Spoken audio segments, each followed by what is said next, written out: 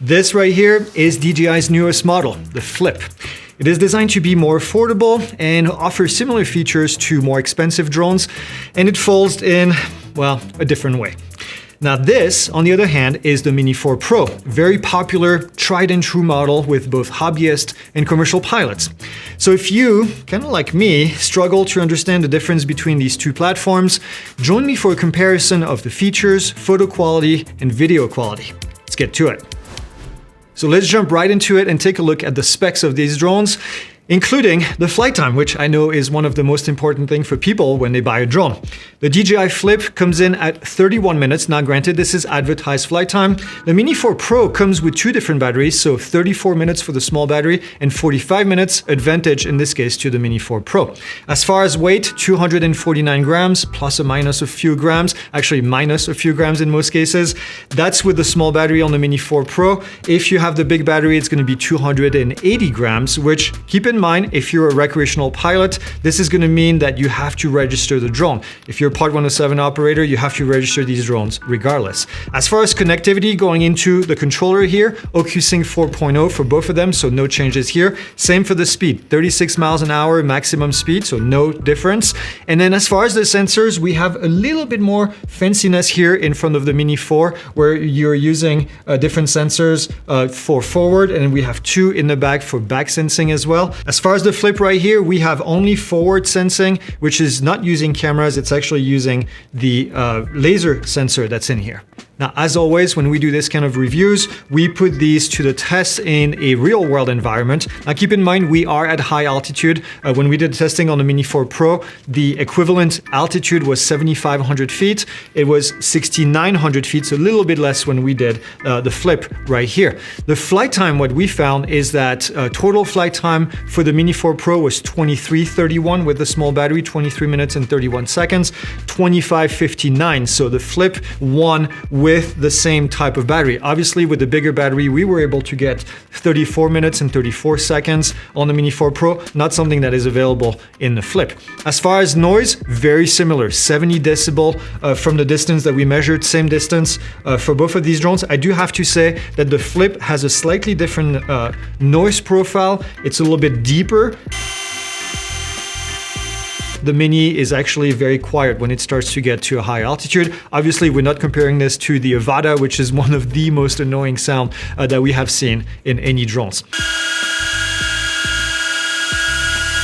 As far as the cameras in the front, you're not really losing anything with either drone. 1/1.3-inch CMOS sensor. I'll get to the photos in a second to show you the difference. Aperture is fixed at f1.7, same thing. As far as video quality, what we find is that both of these drones are capable of 4K 60 frames per second, which is pretty standard these days. 1080 60 frames per second as well.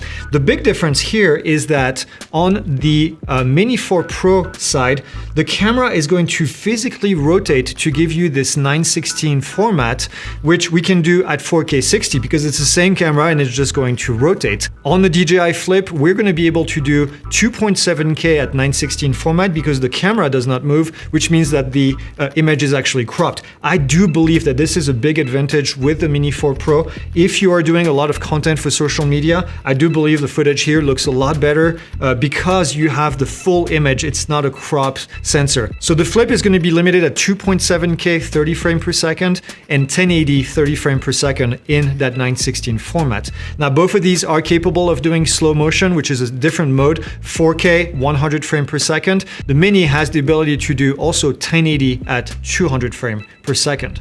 Now as far as color mode, very similar, normal mode for both, D-Log M for both, so if you like shooting in log, you'll be able to do this. We'll show you some footage in a second.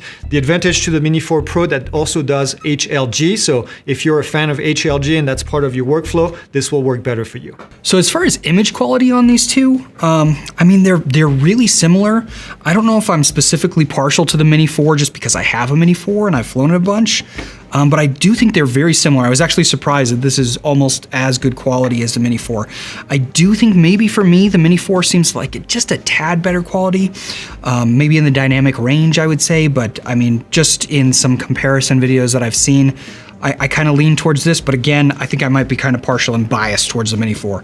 But pretty impressive, pretty close to the quality you get in the Mini 4 for less cost, right? Camera quality, they do have the same sensor, but I noticed that this guy was a little bit magenta and it didn't show as deep of greens as the Mini 4 Pro. And I have a feeling that it is the back-end processing built into the drone. Even though the sensor sizes are exactly the same, you still need computing power to get a good image, and I think that this guy probably has a little bit more. On the photo side, there's a lot of similarities here. Burst, AEB, panoramic in all different formats can all be done right here. As far as the zoom, the Flip has the ability to zoom 2x, 3x, and 4x in digital. The Mini 4 Pro can only do 2x in digital. I don't know that that's a big deal. I hate using digital zoom unless I'm really looking for something, but as far as footage, not something that I would use in any of my footage.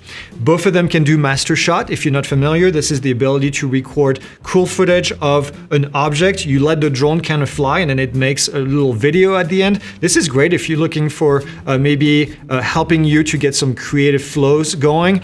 As far as quick shots, Droney, Helix, Rocket, Circle, Boomerang, all of these are available. The only difference is that, interestingly, the Flip can do what's called Spotlight and the Mini 4 Pro can do Asteroids. Neither of these drones cross on these two quick shots. And then as far as intelligent flight mode, in addition to the quick shots, we have master shots available on both of them. We have hyperlapse available, also panorama on both of them. The big advantage here to the Mini 4 Pro is that it can do waypoints, not something that we can do on the Flip. And then also we have the active track, which is the ability to follow an object. Both of these will do it. Now on the hyperlapse side, they will do the free, the circle, the course lock, and the waypoint. These are different modes within the hyperlapse functionality, and both of them have the same thing. Now let's talk about the pricing, because I know this is important for a lot of you, as it should be. Of course, the Flip was designed to be a category below the Mini if you want to think about it, so it is going to be cheaper. The drone only, which is only available, this option to only buy the drone is only available with the Flip, is going to be $439. Now, if you already have a controller sitting around like one of these, then it's a great deal. You can just buy the drone and then use an existing controller. You can also buy this with the RC2, which is this controller here that has the screen. That's $639. Now, of course, at the time we are recording this, those prices might change in the future. And the Mini 4 Pro, of course, comes at a premium, $759 using the RCN2, which is the controller without the screen. You'll have to use your cell phone. If you want the RC2 right here, it's going to be $959. And of course, there's a Fly More combo package available for both of these, which gives you batteries and gives you chargers and filters and all these other options. $779 for the Fly More combo with the RC2 on the Flip, $1,099 with the RCN2, the lower model of controller, and then another $60 if you want to upgrade to the RC2 controller. Quite frankly, if you have the budget, that RC2 controller right here is probably my favorite controller, I think, for the bang for the buck, right? This is just such a great package. You have everything in one. You can be up in the air in no time. I don't work for DJI, but yeah, this is just a great controller. And if you want extra batteries, $65 for both of them. Obviously, the small battery here. The bigger battery on the Mini 4 Pro is going to be $95 instead of $65. We love to put our drones to the test using a camera chart, and this is where the camera chart becomes very valuable. We zoom in on different parts of the chart. If you're not familiar with it, this is what our camera chart looks like. So we're going to start with 12 megapixel and then we'll move to 48 right after that. And we tend to pick portions of the camera chart that are good at pushing the sensor to its limit. And this is an example right here. And what we find looking at the chart is that, well, those two sensors, remember, they're the same size, they have the same aperture. The results are very much exactly the same. It looks like we could have changed the SD cards and then the result would have been pretty much exactly the same. So if you look, as we go towards the 3200 ISO, it starts to get a bit more pixelated and a bit more noisy, when that is obviously not the case for ISO 100. And there's one part of the camera chart that the sensors, all drones, usually hate. It's that little portion at the bottom here, right in the middle. There is a square that has a black and white pattern, and it creates a lot of chromatic aberration. And what you notice is actually, and I remember when we tested the Mini 4 Pro initially, this was the drone that performed the best, especially on that part of the chart, and it still does the same thing. So we did the testing at the same time with the same lighting on the chart for both of these drones, and you notice that the Mini 4 Pro did better. Why? I don't know. It's the same sensor size, it's the same aperture, it looks like it's the same sensor on every other part, but it just performed better in this case. And then on the 48 megapixel side, we noticed things that we've seen before, which is that at 48 megapixel compared to 12 megapixel, the image quality is better all the way to ISO 800. ISO 1600 and 3200 typically perform better at 12 megapixel. And that has to do with, I think, the number of pixels that are being utilized and the heating that is being developed from that. But what I would recommend in general, if you're using anything between ISO 100 to 800, which should be the majority of your flights, I recommend using the 48 megapixel camera. Now, when we compare the two cameras from the two different drones, same results as what we saw before, which is that, well, both cameras are having the same issues in the same areas of the pictures. And that's not surprising because I do believe it is a very similar sensor, if not exactly the same sensor. Again, same note that we had on the 12 megapixel, which is that this one specific portion of the camera chart, the Mini 4 Pro did better. I can't explain it, but it is what it is. I don't know that in real life it would translate to that big of a difference.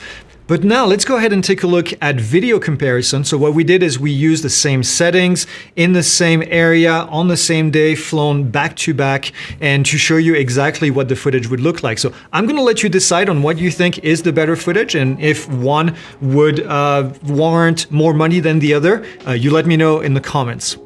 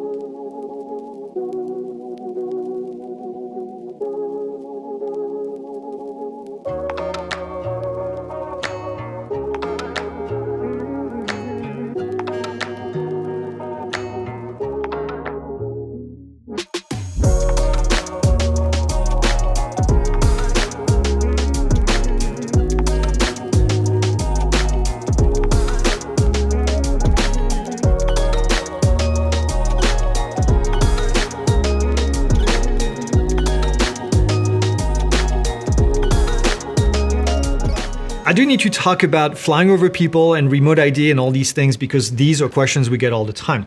Both of these drones are not, I repeat, are not Category 1 compliant with the FAA. For this drone, the reason is because it does not have remote ID internally. Otherwise, everything would work. It has prop guards, it's sub 250 grams, and it would just be perfect. DJI decided not to have remote ID in here, which means that you would have to add a module, which would take it over 250 grams. You can argue with me in the comments whether DJI was right or wrong. It doesn't matter, it is not Category 1 compliant. This one is not Category 1 compliant because it does not have any prop guards natively. As soon as we add prop guards, it puts it over 249 grams. Same story. So, bottom line is you can apply with the FAA if you are Part 107 operator and you're certified. You can apply for a waiver because these drones with all the equipment are sub 400 grams, which is kind of the limit where the FAA requires a parachute. It is fairly easy to get. We have a video here talking about all of this information. Something else that I want to mention because there is a big difference between the two. This drone here does not do super well into the wind. The Flip is terrible in the wind compared to the Mini 4. So, hyperlapses is one area that we did a bunch of for these, and this thing does not seem to do hyperlapses very well compared to the Mini 4. It's just it does not handle as well in the wind. So if you're going to be flying in an environment that's pretty windy on a regular basis, you will definitely want to pick the Mini 4 Pro. My preference would be the Mini. But I would choose the Mini 4 for sure. I could definitely see me picking up this. It's a little bit cheaper. There's some great controller options that you can pair it with. But whatever you decide, if you want to spend a few extra $100 on the Mini 4 Pro, or you want to stick with something maybe a little bit cheaper with this, I don't think you can go wrong with either of those. Let me know what you think in the comments, and we'll see you in the next video.